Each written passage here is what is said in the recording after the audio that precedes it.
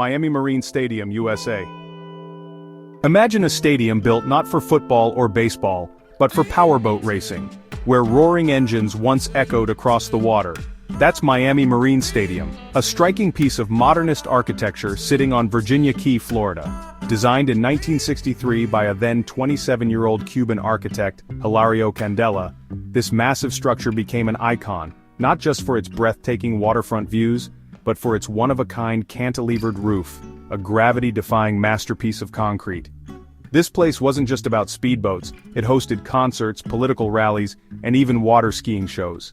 Picture this, thousands of fans watching Elvis Presley or Gloria Estefan perform, with the Miami skyline twinkling in the background. It was magical. But in 1992, Hurricane Andrew struck, causing structural damage. The city deemed it unsafe, locking its gates and leaving it to decay. For decades, graffiti artists took over, covering every inch in vibrant street art. But here's the exciting part. Efforts to restore the stadium are now gaining momentum. A $60 million renovation plan is in motion, aiming to bring this architectural gem back to life by 2025.